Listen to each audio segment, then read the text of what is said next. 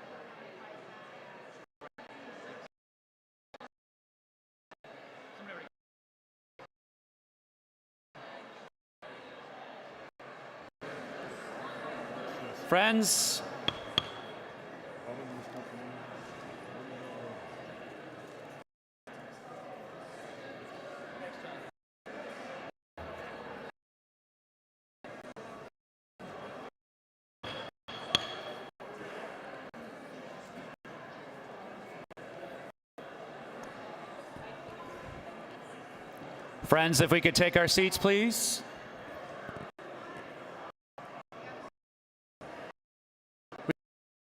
If you would like that too.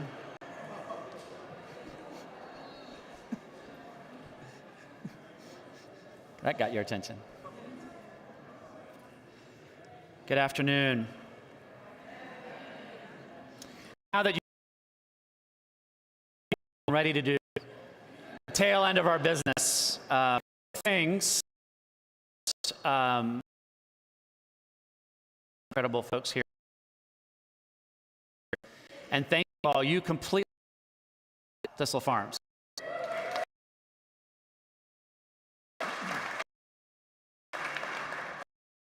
Spirit of that,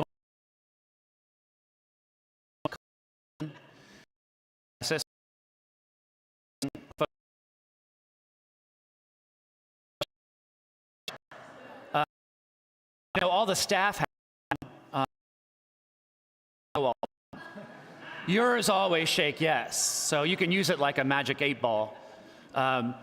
Available, all the proceeds, the same thing we have, a book on Camp Henry, and we have a new tumbler, a new seal, all that we put Camp Henry and so the same thing. If you want to take this guy home, which, I mean, if you want, this is $20. So anyway, you can get them, and they're outside their narthex. Plug made. At this time, I call on Jack Parsons, the treasurer of the diocese, to present the recommended 2024 diocesan budget. Thank you, yes.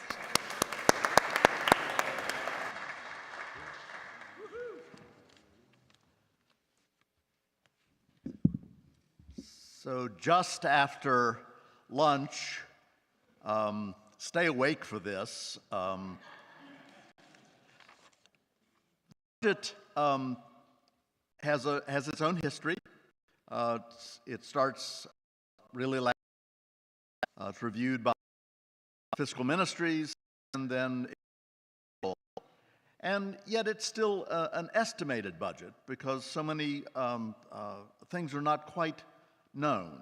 For example, your actual pledge from each of the parishes next year just now. So we estimate, and that's one of the first places to start. We start with, well, overview is that budget, as it has really in 2023, focus on and grants, sort of keep controlled, managing them as best we can, being good stewards. And that should sound familiar to those of you involved in the budgeting process at your parish. Most of the estimates about the revenue from each of the parishes comes from the 2022 parochial report. Now, those numbers are down a little bit. Again, that was in the middle of pandemic, starting to come out of it. The other part of our revenue comes from our investments, and that also is not the prettiest of pictures these days.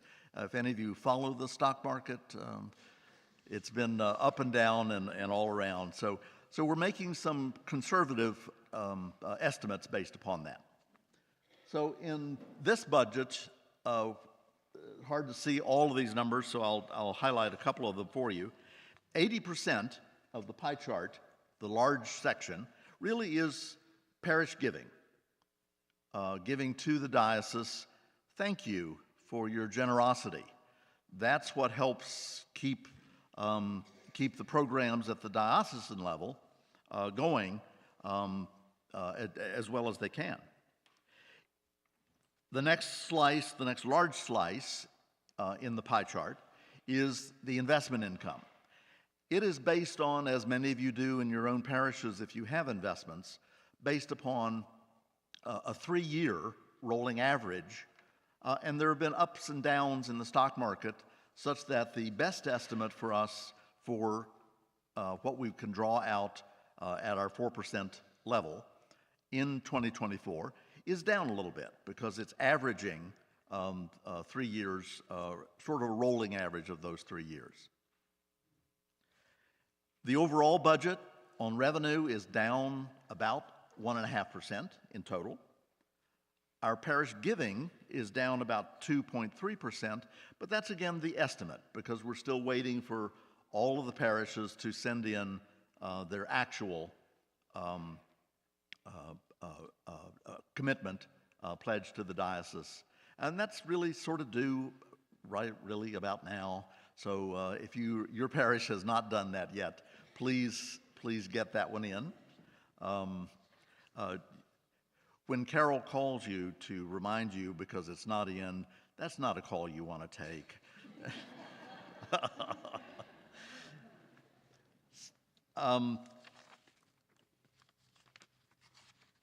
Make sure I'm on the right one. So again, thank you for your generosity. There are currently 45 of our parishes who 73% give at the 10% level. That's really extraordinary, and that has gone up over really Bishop's entire tenure, and that's quite remarkable. But what if all of us gave the 10%? That's really what this slide is suggesting, is that the revenue that we might get from that would be $1,680,000. That's about $55,000 more. Where would all that go if that came in, if that was the pledge that we actually got from all of the parishes? Grants, investment back into the parishes that keep the heart and soul of the diocese going. On the expense side, where does all of this go? This particular chart talks about the expenses in the bishop's office, the office of the canon of the ordinary, the office of the CFO, and our communication and development. And this is all of the staff. So this is the folks who are, the executive assistant to the bishop is included in the bishop's office salary, and it includes salary, insurance cost, pension, travel, for really all of those. The percentage change, 2.8% from one year to the next. Again, trying to keep a little bit careful with conservative. As I opened with, the revenue is going to be down just slightly. Approximately 1% compensation increase for all. A couple of adjustments. The COLA, cost of living adjustment, Social Security for comparison, is going to be estimated to be 3% for 2020. So we're going to be a little bit under that. But I think that this feels very conservative to me, and I'm proud of the work that the diocesan office staff have done to put all of this together. This is a chart that really talks about one of the smaller pieces of the budget, and that's sort of the administrative kinds of things around computers and Wi-Fi and phones. And over time, and the reason this is an interesting slide is that it's able to be controlled and even reduced. And I think that to the effort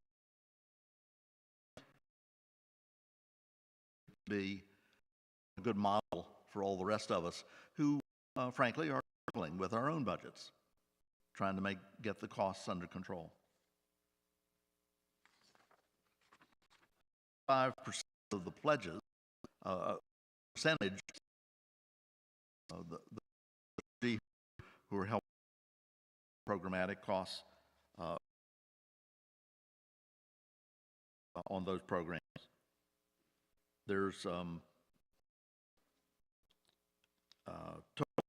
90